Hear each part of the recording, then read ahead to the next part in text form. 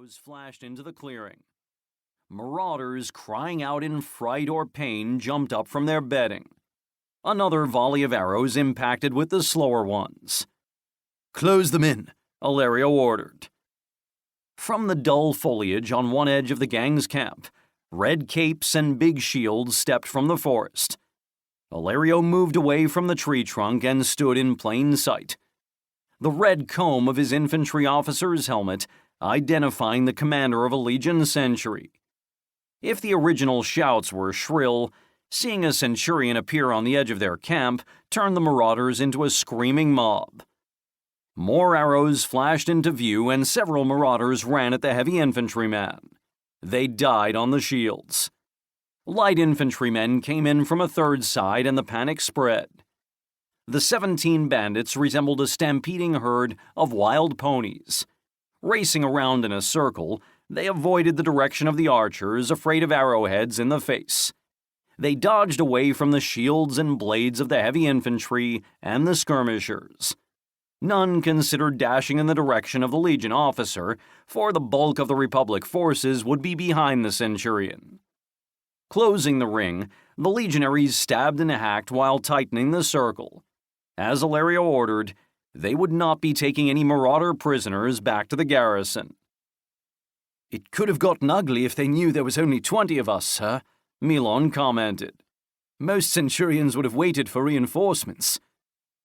"The Furies were with us," Alerio pledged to the corporal. He walked between the bodies, studying the dead marauders. "There was no other outcome possible after they killed the Allied wagon guards and the family of farmers." "How do you figure that, sir?" the Tesserarius questioned. The infantry officer's face became slack, and his eyes seemed unfocused, as if he was seeing something other than corpses in a forest clearing. The look passed quickly, and the Centurion explained. "Our work was guided by the Furies. How could we fail with the spirits of justice and vengeance on our side?" Alerio commented. "And the goddess Nania hovering nearby."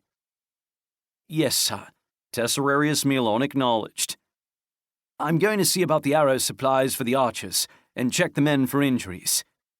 "Fine. And give my compliments to the bowmen and the rest of the unit," Alerio offered.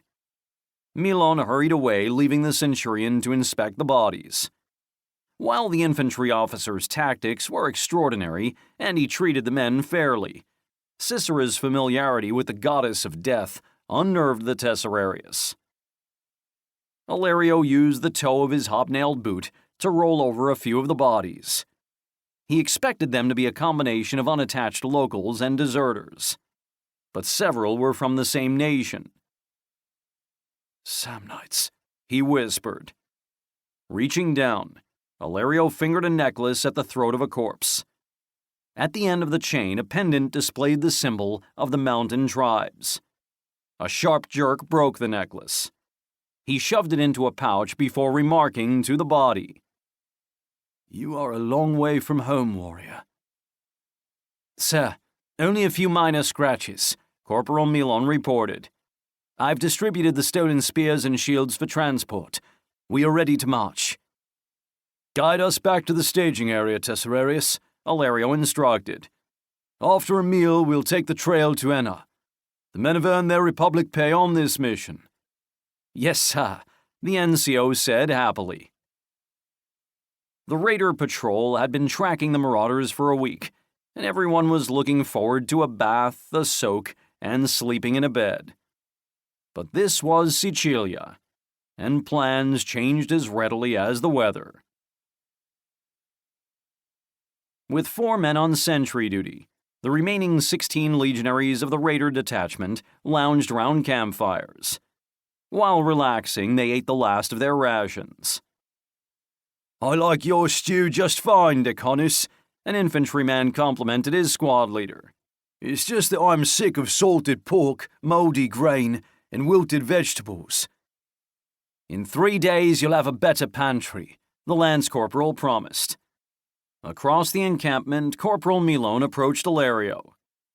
"Sir, do you mind if I ask you a question before we break camp?" he inquired. "Sit down, Tesserarius."